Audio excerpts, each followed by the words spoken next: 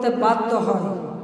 এবং সেই সময়গুলি আসলে আজকে 17ই ডিসেম্বর, বাংলাদেশ মুক্তি পায় 16ই ডিসেম্বর, আর আমরা মুক্তি পেয়েছিলাম 17ই ডিসেম্বর।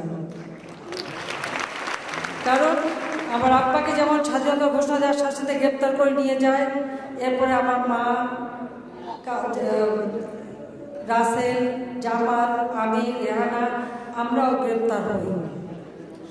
জামাল সেখানে ঠিক গেরিলা কায়দায় ওই বন্দিখানা থেকে পালিয়ে যে মুক্তিযুদ্ধে অংশগ্রহণ করে। কামাল তার আগেই চলে যায় মুক্তিযুদ্ধে। আমরা ওখানে বন্দী ছিলাম।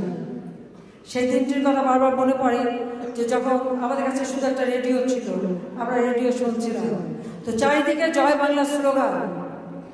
আর আমাদের বাড়িতে যে আর্মি ওই বিকেল থেকে ওই রাস্তায় যারাই এসেছে তাদেরকেই গুলি করেছে, ওখানে রাস্তার উপর মানুষ হত্যা করেছে।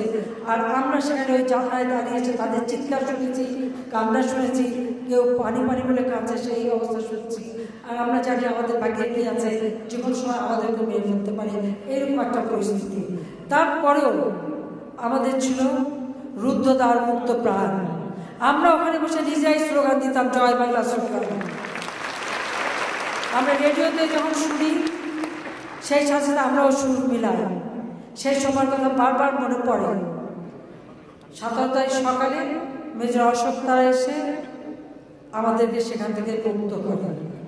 এবং এই মুক্ত করার সাথে সাথে আমার মা, যেহেতু ওই বাড়িগুলো প্রথমে তারা পাকিস্তানি ফ্ল্যাগ লাগিয়েছিল, আমার মা সেই ফ্ল্যাগ নামিয়ে এনে নিজে পায়ের দোলে প্রথমে ছিঁড়ে ঘরে থেকে আগুন লাগায়। এই পাকিস্তান আর নেই। কাজে এইভাবেই কত মায়ের অশ্রু, কত বোন বিধবা হয়েছে, কত পিতা সন্তান হারা হয়েছে, সেই শহীদের রক্তের বিনিময়ে আমাদের অর্জিত স্বাধীনতা। কাজে আমাদের একদিকে যেমন স্বাধীনতা বিজয়ের উল্লাস আনন্দ, অপরদিকে স্বজনহারা কান্না বেদনা। কিন্তু সেই বেদনাকেও আমরা বাঙালির বিজয়, সেই বিজয়ের মধ্য দিয়ে এ বাঙালি গ্রহণ করেছিল। এবং জাতির পিতা বঙ্গবন্ধু শেখ মুজিবুর রহমানকে পাকিস্তানি কারাগারে আপনারা জানেন যে ইয়াহিয়া খান তার মৃত্যুদণ্ড পর্যন্ত দিয়ে গিয়েছিল। কিন্তু ইয়াহিয়া খানের পতন ঘটে, ভুট্টো আসে কারাগার থেকে, তাকে রক্ষা জেলার তুলে নিয়ে আলাদা রাখে এবং এরপরে তাকে মুক্তি দেওয়া হয়। কারণ সেই সময় মিসেস গান্ধী, ইন্দিরা গান্ধী, ভারতের প্রয়াত প্রধানমন্ত্রী, তিনি সারা বিশ্বের কাছে আহ্বান জানিয়েছিলেন। এবং সেই সময় আন্তর্জাতিক ক্ষেত্রে বিভিন্ন দেশ যেভাবে চাপ সৃষ্টি করেছিল পাকিস্তানের উপরে বঙ্গবন্ধু মুজিবকে মুক্তি দেওয়ার জন্য, যে তারা মুক্তি না দিয়ে তাদের উপায় ছিল না। তাছাড়া তাদের যে 92,000 মানুষ ওই সেনা বাহিনীর অফিসার, সৈনিক সহ অন্যান্য যারা আত্মসমর্পণ করেছিল, তারাও আটকা পড়েছিল। কাজে তাদের যদি ছাড়াতে না পারে তো ভুট্টো সাহেবেরও জীবন বাঁচবে না, তা সে জানত। তাই সে একটা পর্যায়ে বাধ্য হয় জাতির পিতা বঙ্গবন্ধুকে মুক্তি দিতে। এবং তিনি 8 তারিখে মুক্তি পান। প্রথমে লন্ডন যান, লন্ডন থেকে 10ই জানুয়ারি বাংলাদেশে তার প্রিয় মাতৃভূমিতে ফিরে আসে। 10ই জানুয়ারি তিনি ফিরে এসে তিনি তো আমাদের কাছে যাননি, গিয়েছিলেন তার জনগণের কাছে। এবং সেখানে যে ভাষণ দিয়েছিলেন, একটা দেশের ভবিষ্যৎ তিনি কীভাবে গড়ে তুলবেন সেই নীতি, সেই আদর্শই তিনি সেখানে ব্যক্ত করেছিলেন। এবং আমাদের যে মুক্তিযুদ্ধে যারা সমর্থন করেছিলেন তাদেরকে তিনি ধন্যবাদ দিয়েছিলেন। এবং এই লাখো শহীদ মা বোন তাদের প্রতি তার সহানুভূতি জানিয়েছিলেন এবং শহীদদের প্রতি তিনি শ্রদ্ধা জানিয়েছিলেন। আমার মাঝে মাঝে অবাক লাগে যে সেই 9টা মাস একাকী সেই পাকিস্তানি কারাগারে বন্দী, একটি বৈরী পরিবেশ, বৈরী আবহাওয়া, সেখানে যেমন গরম তেমন শীত। তাকে কীভাবে রেখেছিল, কি খেতে দিয়েছিল, সেটা কল্পনাও করা যায় না। যাকে তারা ফাঁসি দিয়ে হত্যা করবে, তাকে তারা কত কষ্ট দিতে পারে আপনারা একবার চিন্তা করে দেখেন। কিন্তু তার ভিতরে যে আত্মবিশ্বাস ছিল, সেই আত্মবিশ্বাসী তাকে সেইভাবে দৃঢ় করে রেখেছিল, যে কারণে এত কষ্টের পরতে যখন চলে এলেন বাংলার মাটিতে, সেই 10ই জানুয়ারি সেই ঐতিহাসিক ভাষণের মধ্য দিয়ে বাংলাদেশের ভবিষ্যৎ রূপরেখা তিনি ঘোষণা করেছিলেন। মাত্র 3.5 বছর তিনি হাতে সময় পেয়েছিলেন। এই 3.5 বছরের মধ্যেই তো বাংলাদেশকে তিনি সেই যুদ্ধের ভয়াবহতা কাটিয়ে উঠে সর্বোন্নত দেশ হিসেবে তিনি গড়ে দিয়ে গিয়েছিলেন। কি না করে দিয়ে গেছেন, প্রতিটি কাজের ভিত্তি তিনি তৈরি করে দিয়ে গেছেন, একটা সংবিধান পর্যন্ত আমাদের দিয়ে গিয়েছিলেন। কিন্তু আমাদের দুর্ভাগ্য, যখন সেই যুদ্ধ বিধ্বস্ত দেশ গড়ে তুলে বাংলাদেশ অর্থনৈতিক উন্নয়নের পথে এগিয়ে যাচ্ছে, ঠিক সেই মুহূর্তে তাকে নির্মমভাবে হত্যা করা হলো। আসলে তাকে একা আমাদের পরিবারের সকল সদস্য সহ একই সাথে আত্মীয় পরিবার পরিচয়, আমার মেজ পুকুর বাড়ি, সেজ পুকুর বাড়ি, ছোট পুকুর বাড়ি, সব বাড়িতেই তারা হারা দিয়েছে। এত বড় একটা ঘটনা বাংলাদেশে কি কোনো লোক জানতে পারলো না? কেউ কোনো পদক্ষেপ নিল না? ওই লাশ পড়ে থাকলো 32 নম্বরে কেন? সে উত্তর আমি এখনো পাইনি। এত বড় সংগঠন, এত নেতা কোথায় ছিল?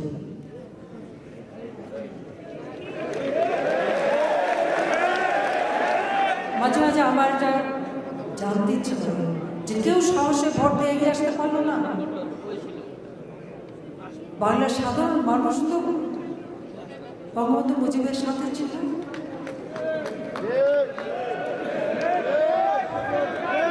হয়তো এই ব্যর্থতার খেসারতি দিতে হয়েছে জাতিকে, কারণ জাতির পিতাকে হত্যার পর বারবার কূ হয়েছে। 18-19টা কূ হয়েছে এই দেশে। অত্যাচার নির্যাতন চলেছে আমাদের দলের নেতা কর্মীদের উপর।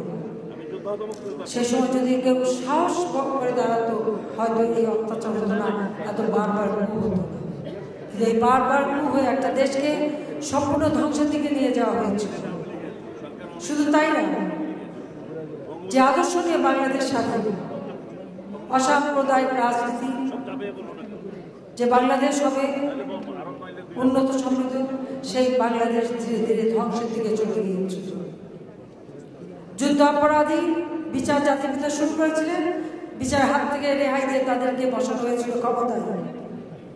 ওই আলবদর রাজাকার বাহিনী প্রধান, স্বাধীনতা বিরোধী, তারাই প্রধানমন্ত্রী মন্ত্রিত্ব পেয়েছিল। বাংলাদেশের অসাম্প্রদায়িক চেতনা উলণ্ঠিত করা হয়েছিল। বাংলাদেশের অর্থনৈতিক অগ্রযাত্রার চাকা বন্ধ হয়ে গিয়েছিল। বাংলাদেশকে একটা ব্যর্থ রাষ্ট্র করবার প্রচেষ্টা 21 বছর পর্যন্ত চলেছে। 21 বছর পর্যন্ত এই বাংলাদেশটাকে একটা ব্যর্থ রাষ্ট্র করা, সেই চেষ্টাই ছিল। 21 বছর পর আওয়ামী লীগ সরকার আসে। এই প্রথম এদেশের মানুষ জানতে পারে জাতির পিতার ভাষণ। তবে আমি বলবো, শতবাধার মুখেও আওয়ামী লীগের অগণিত নেতাকর্মী নিজের জীবনে বাজি রেখে জাতির পিতার ওই ভাষণ বাজিয়েছে, জয় বাংলা জয় স্লোগান দিয়েছে, জয় বঙ্গবন্ধু স্লোগান দিয়েছে। শতবাধার মুখে তারা কিন্তু করে গেছে। পৃথিবীর ইতিহাসে কোনো ভাষণ, 7ই মার্চের ভাষণ যতবার যত ঘন্টা বেজেছে, কোনো ইতিহাসে কোনো ভাষণ এভাবে পুনরাবৃত্তি হয় নাই। জাতির পিতা যতই ওরা বুঝতে চেষ্টা করেছে, ততই আওয়ামী লীগের ত্যাগী নেতা কর্মীরা এই ঝান্ডা উপরে তুলে রেখেছে, যার জন্য 21 বছর পর শতবাধা অতিক্রম করে আমরা সরকারে আসতে পেরেছিলাম। বাংলাদেশের মানুষ প্রথম উপলব্ধি করেছিল জনগণ বা আওয়ামী লীগের কাছ থেকেই সেবা পায়, তাদের মঙ্গল একমাত্র আওয়ামী লীগই করতে পারে। তারপরে আবার আমাদের উপর আঘাত এলো। 2001-এ আমরা সরকারে আসতে পারিনি। 8 বছর পর নির্বাচন হলো, বাংলাদেশের মানুষ স্বতঃস্ফূর্তভাবে আওয়ামী লীগকে ভোট দিয়ে নির্বাচিত হলো। তারপরে এই 19 সাল পর্যন্ত আমরা ক্ষমতায়, 2009 থেকে এই 19 আজকে বাংলাদেশ আমাদের দারিদ্র্যের হার আমরা 20 ভাগে নামিয়ে এনেছি। এটা আজকেই আমরা ইংল্যান্ডের মিটিংয়ের সময় আমরা হিসাবটা পেলাম যে আমাদের দারিদ্র্যের হার 21 এখন 20 ভাগে নেমে এসেছে। বাংলাদেশের প্রবৃদ্ধি 8.15 ভাগে আমরা উন্নীত করেছি। বাংলাদেশ শত বাধা ষড়যন্ত্র হলেও আমরা এগিয়ে যাচ্ছি অর্থনৈতিকভাবে। আমাদের মাতৃমৃত্যু হার কমেছে, শিশু মৃত্যু হার কমেছে, মাথাপিছু আয় বৃদ্ধি পেয়েছে, মানুষের লংজিভিটি অর্থাৎ জীবনের আয়ুষ্কাল বেড়েছে। এইভাবে আজকে অর্থনৈতিকভাবে যেমন আমরা শক্তিশালী হয়েছি, আমাদের সমস্ত উন্নয়ন প্রকল্প আমরা 90 ভাগ নিজেদের অর্থায়নে করতে পারি। যে কোনো চ্যালেঞ্জ মোকাবেলার ক্ষমতা আমরা রাখি। পদ্মা সেতু নিজেদের অর্থায়নে আমরা তৈরি করছি। আমরা বিশ্বের সাথে তাল মিলিয়ে চলার সক্ষমতা অর্জন করে যাচ্ছি এবং ইনশাল্লাহ জাতির পিতার যে স্বপ্ন ছিল দারিদ্র্যমুক্ত ক্ষুধামুক্ত বাংলাদেশ গড়া। কারণ আমি একটা কথা বলেছি, আজকে এখানেও বলেছি, এখানেও বলি যে আমাদের লক্ষ্য যে এই দেশকে আমরা দারিদ্র্যমুক্ত করব। আমরা দারিদ্র্যমুক্ত করব, আমাদের দারিদ্র্যের হার আমরা নামিয়ে আনব। যে দেশ বলেছিল বাংলাদেশ স্বাধীন হয়ে কি হবে, একটা বাস্কেট কেস হবে, সেই দেশের দারিদ্র্যের হার হচ্ছে 18%। আমার লক্ষ্য হচ্ছে ওই 18% থেকে 1% হলেও কম করা হবে। কাজে আমি একটি অনুরোধ করবো সবাইকে, জীবনে কি পেলাম না সেই চিন্তা না, মানুষের জন্য কিছু করতে পারলাম, দিতে পারলাম, কতটুকু করতে পারলাম, সেই চিন্তাটাই আওয়ামী লীগ নেতা কর্মীদের থাকতে হবে। অর্থ সম্পদ কেউ কবরে নিয়ে যেতে পারে না, কিন্তু অর্থ প্রাপ্তি একটা নেশা, এটা একটা নেশার মতো হয়ে যায়। মানুষ অন্ধের মতো ছুটতে থাকে, তাদের পরিবার ধ্বংস হয়, ছেলেমেয়েরা বিপদে যায়, মাদকাসক্ত হয় বা ভিন্ন পথে চলে যায় অথবা জঙ্গিতে চলে যায়, হুঁশ থাকে না, ছুটতেই থাকে। এই দুরারোগ্য ব্যাধি থেকে যদি কেউ মুক্ত হতে পারে আর দেশের জন্য নিবেদিত প্রাণ হতে পারে, তাহলে সে দেশের উন্নতি হয়, উন্নতি হবে, এটাও বাস্তব। জাতির পিতা তার সারাটা জীবন ত্যাগ স্বীকার করেছিলেন, আর সে কারণেই আমরা এই বিজয় অর্জন করতে পেরেছিলাম। এবং যেটা জাতির পিতা জানতেন, তিনি বলতেন যে এই দেশ একদিন স্বাধীন হবে। 23শে মার্চ 1971 সাল, আমি তখন সেই সময় আমি কেবল সন্তান সম্ভব হয়, কেবল জানতে পেরেছি যে আমার সন্তান হবে। আমার অভ্যাস ছিল আমার বাবার হাত পায়ের নখ সবসময় আমি নিজে হাতে কাটতাম, কেটে দিতাম। তো ওই দিন বসে, আপনাদের মনে আছে ওই দিন বাংলাদেশের পতাকা তোলা হলো, আমাদের বাসায় পতাকা তোলা হলো 32 নম্বরে, তিনি পতাকা তুলে দিয়ে আসলেন। আমার কাছে বসে ওনার হাতে নখ কেটে দিচ্ছিলাম। তা আমাকে বললেন যে তোর তো একটা ছেলে হবে, আর সেই ছেলে স্বাধীন দেশে হবে, এই ছেলের নাম রাখবি জয়। ছেলে হলে ছেলের নাম রাখবি জয়। বলে আমি দেখে যেতে পারবো কি পারবো না জানি না, তবে তোর ছেলে স্বাধীন দেশে হবে, তার নাম জয় রাখবি। তা আমি আবার আব্বার সঙ্গে সবসময় একটু বেশি কথা বলতাম। আমরা যদি মেয়ে হয় তাহলে মেয়ের নাম দেন। উনি মেয়ের নাম খুঁজতে গেলেন, খুঁজে আর পছন্দ করলো, বলে না তোর ছেলেই হবে, তুই ছেলের নাম জয় রাখবি, সে স্বাধীন দেশে। তারপরে আপনারা জানেন যে এই দেশ যে স্বাধীন হবে এবং এই দেশে আমরা যে বিজয় পাবো, এটা তিনি তার রাজনৈতিক যে হিসেব নিয়ে তিনি পদক্ষেপ নিয়েছিলেন, তাতে তিনি ভালো করে জানতেন যে এই দেশ কি হবে। আমাদের সৌভাগ্য ছিল যে তাকে আমরা পেয়েছিলাম, তিনি এসেছিলেন, তাকে আমরা পেয়েছিলাম দেশটা গড়ে তোলার জন্য।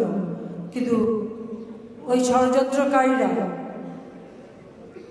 যারা তখনও ওই পাখি প্রেমে মুগ্ধ, আর সেই সাথে আমাদের দেশের কিছু আছে, তারা স্বাধীনতা পেয়ে এমনই বিভোর হয়ে গেল যে কেউ আর জাতির পিতাকে কিভাবে রক্ষা করবেন আর তার সেবাটা নেবে সেই চিন্তা করতে পারেনি বলেই আমাদের জীবনে সে অমানিসার অন্ধকারের মতো 15ই আগস্ট আমাদের জীবনে আসে।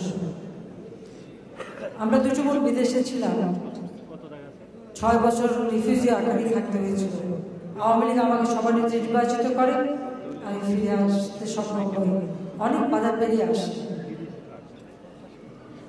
আমার জীবনের একটাই লক্ষ্য ছিল যে আমার বাবা এই দেশ স্বাধীন করে গেছে, এই দেশকে যারা ব্যর্থ রাষ্ট্র হিসেবে মানে স্বাধীনতাকে ব্যর্থ করতে চায়, ব্যর্থ রাষ্ট্র হিসেবে এই দেশকে যারা ক্ষতি করতে চায় বা তৈরি করতে চায়, আমরা তা হতে দেব না। লাখো শহীদের রক্তের বিনিময়ে অর্জিত এবং যারা সারাটা জীবন ত্যাগ স্বীকার করেছে, তার এই ত্যাগ কোনোদিন বৃথা যেতে পারে না। এদেশকে যে পাকিস্তানি হানাদার বাহিনীদের দোষর বা পাকিস্তানি দালাল চক্র যারা অন্তরে অন্তরে তখনও পাকিস্তান প্রেমে ভোগে, তাদের এই চক্রান্ত কখনো এই মাটিতে সফল হতে পারে না। পাকিস্তান থেকে আমরা আলাদা হয়ে বাংলাদেশ আমরা স্বাধীন করেছি। বাংলাদেশ অর্থনৈতিকভাবে, রাজনৈতিকভাবে, সামাজিকভাবে, সাংস্কৃতিকভাবে, নীতি আদর্শভাবে যেভাবে হোক পাকিস্তানের উপরে আমরা থাকব। আজকে সত্যি আমরা তা আছি, আজকে সত্যি আমরা তা আছি। আমরা সকলের থেকে আমরা এখন সব থেকে ভালো অবস্থানে আছি, কিন্তু এটা ধরে রাখতে হবে। নইলে ওই পাখি প্রেমী যারা, তারা বিদেশেই থাক, জেলখানায় থাক, যেখানেই থাক, তাদের চক্রান্ত কিন্তু থাকবে। কিন্তু সেই চক্রান্ত ব্যর্থ করে জাতির পিতা সেই কথা স্মরণ করতে হবে যে 7 কোটি বাঙালিকে কেউ দাবায় রাখতে পারবে না, তা এখন আমরা 16 কোটি। ওই কিছু মুষ্টিমেয় দালাল থাকতে পারে, কিন্তু এই বাঙালিকে কেউ দাবায় রাখতে পারেনি, দাবায় রাখতে পারবে না। সেটা আমরা প্রমাণ করেছি, সেটা আমরা প্রমাণ করেছি। তাই এই বিজয় দিবস আজকে যে ব্যাপকভাবে উদযাপন হয়েছে, আমি আশা করি ঠিক বিজয়ের দেশে বাঙালি জাতি সারা বিশ্বে তার মর্যাদা নিয়ে চলবে। বাংলাদেশ হবে উন্নত, সমৃদ্ধ, সোনার বাংলা। জাতির পিতা স্বপ্ন আমরা পূরণ করব, সেটাই আমাদের প্রতিজ্ঞা। জয় বাংলা, জয় বঙ্গবন্ধু, বাংলাদেশ চিরজীবী।